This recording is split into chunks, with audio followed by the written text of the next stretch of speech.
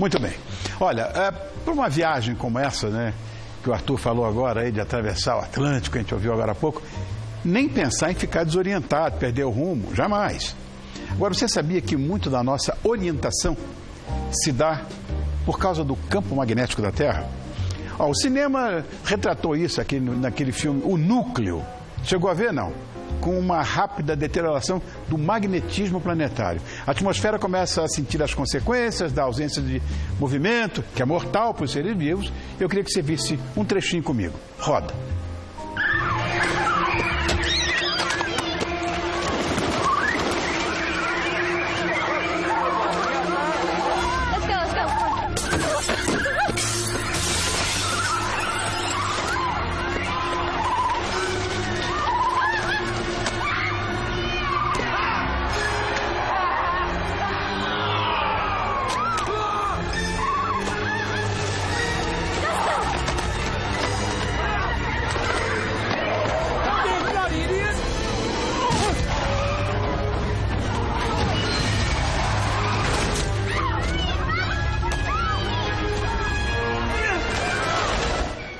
Não, nada a ver com Hitchcock. Mas é claro que isso é só um filme. Mas afinal, o que aconteceria se o campo magnético da Terra não existisse mais? Para nos explicar, eu recebo o professor de Física da USP. Só isso já mata qualquer outro assunto. Elcio Abdala. Obrigado por ter vindo, Elcio. Não precisa levantar. Tá bom? Tudo bem? Obrigado por ter vindo. Elcio, eu te falei em off, a gente não pode ser mentiroso. Uma das grandes paixões da minha vida é a cosmologia, eu tenho paixão por isso. Então eu estou aqui já fascinado e babando pelo que você vai dizer aqui. Vamos explicar primeiro o que é o campo magnético da Terra. O campo magnético da Terra, ele se forma porque a Terra é viva, né? A Terra tem uma estrutura que não é uma estrutura morta, é uma estrutura que contém objetos no interior dela. O seu magma contém muito ferro, muito níquel, que se movimentam, tem cargas em movimento geram correntes que geram campo magnético. Aí está, ó. É um ímã. Né? Um ímã, exatamente. Então, temos exatamente um ímã que está numa certa direção. Não se alinha exatamente com a rotação da Terra, mas não tem importância, né? Isso basta para que nós possamos nos orientar aí por fora. E, na verdade, os campos elétricos e magnéticos é o que nos permitem ver, não é? Tá. Então, aí está que o Polo Norte magnético não é o geográfico, sim, mas isso não tem importância. Na verdade, existe uma mudança. A cada meio milhão de anos, este campo... Quer dizer, em termos de cosmologia não é nada, mas para nós é uma eternidade. Alguns atribuem a essa mudança algumas deteriorações do planeta, como desaparecimento de alguns animais, que pode ser, né? Porque o campo magnético também ele tem a propriedade de nos proteger contra certas radiações cósmicas. As solares, né? Que são mais complexas ainda, né? Sim. Meu Deus. Então, isso pode ser mortal, uma radiação desse tipo, né? Então, certamente tem a questão da orientação dos animais, mas essa é uma função talvez até mais importante para nós hoje, né? Como seres humanos. Deve existir sinais que provam a existência do campo magnético. Bom, os campos eles são mensuráveis, né? São mensuráveis até por questões muito simples. A própria bússola é uma mensuração do campo magnético. Então, quanto ela se acopla ao campo e qual a direção que ela toma, é uma mensuração direta do campo magnético. Tem outras maneiras de se fazer, mas essa é mais simples. Olha, né? O campo magnético é um ímã mesmo. É um ímã. É que o núcleo é de ferro e níquel, né? O ferro, ele contém pequenas espiras, porque o campo magnético nada mais é do que a produção de alguma força dada pelo movimento das cargas. Tá. E os materiais ferrosos, eles têm cargas em movimento, cargas em rotação, e essas cargas em rotação, então, elas se somam e dão, quando todos digamos, os espinhos, os momentos magnéticos elementares estão na mesma direção, elas formam um campo magnético. Então, e pronto. E a natureza é sábia. Sem dúvida. A natureza sabe nos dar as informações, os meios de viver com aquilo que nós vemos, que basicamente hoje são os campos elétricos e magnéticos, né? Mas tem muito mais coisa no universo. E tem coisa bonita também. Tem a aurora boreal. A aurora boreal, por exemplo. Que é tão lindo, né? Todas as formações da atmosfera, todas essas belezas, né? Bonito esse negócio, olha. Lindo. Isso aí é uma coisa maravilhosa.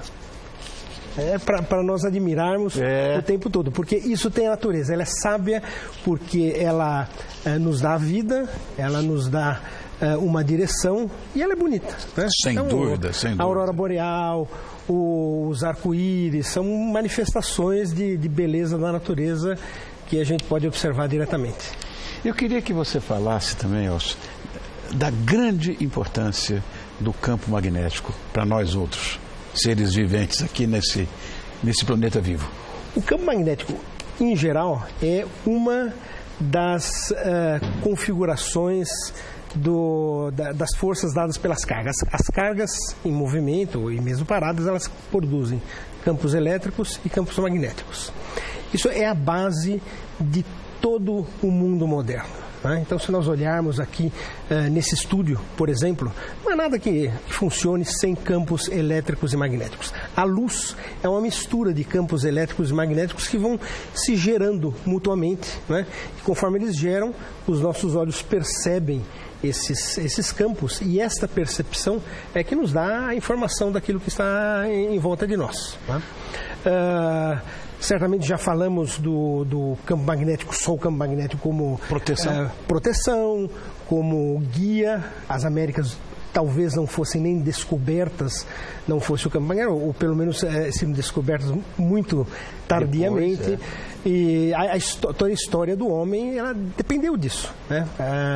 Então, nós temos questões que são importantes e que estão ligadas à própria vida. Uma coisa que eu não sabia até pouco tempo é que o gado, ele se alinha na direção norte-sul magnética, né? Não sabia disso também? A menos que ele esteja perto de linhas de transmissão, que aí tem um campo magnético que atrapalha, né? Eles se alinham. Então, eles também sentem. Eu estou achando isso aqui muito bem, essa ilustração, né? Quer dizer, a Terra, a magnetosfera e o vento solar.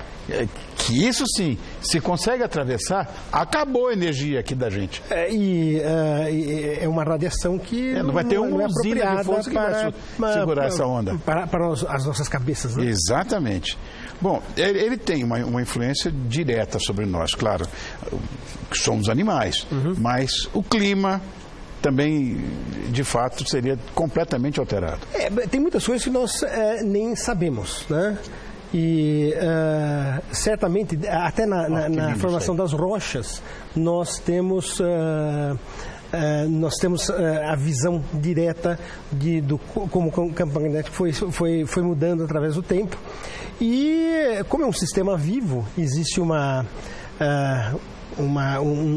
habitat natural para todos esses objetos, as aves. A migração das aves. Sensacional. E a ausência do campo, ela provocaria certamente uma... Aquilo que a gente viu no filme, é possível aquilo?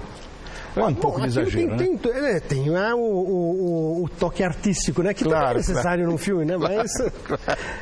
Agora, nós não conhecemos nenhuma partezinha do universo, né? Como havia ele dito, isso tudo que nós vemos, isto aqui, é 5% só do universo.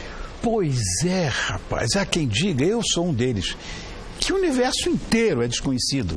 Porque 5% é uma quantia mínima para o que existe. Na verdade, nós não sabíamos até bem pouco tempo, né? Algumas pessoas, elas intuíam alguma coisa a mais além do que nós vemos, né?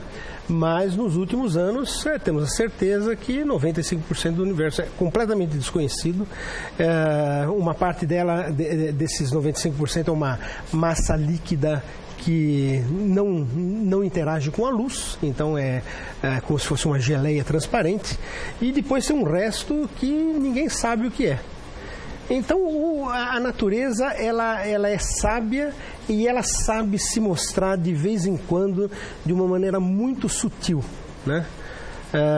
Como dizia Einstein, né? A natureza é sutil, exatamente, né? Ela deixa-se entrever e, na verdade, nós nem sabemos muitas vezes para que ela serve. né? O caso do campo magnético é paradigmático, né? Se você voltar 700, 800 anos, né? O campo magnético era conhecido, a magnetita é conhecida há mais de 2.000 anos, né? Mas era uma coisa simplesmente interessante, né? 2.000 anos já que se conhece essa rocha? Entre os gregos já se conhecia. Há também uma teoria que afirma que os polos magnéticos da Terra poderiam eles mudam, então. A cada se inverter totalmente, seria possível isso? Pode. A cada meio milhão de anos. É isso que eu lhe disse, que se reputa a isto vários desaparecimentos de animais, porque quando ele a glaciação muda, tem a ver com isso também, não? Isso não sei dizer, porque essas questões meteorológicas são, na verdade, muito mais difíceis, né? Elas são bastante complexas. Até então tem uma série de fatores. Vai chover amanhã, tá. Aí, de repente, entra um ciclone intertropical, desmonta tudo e não chove.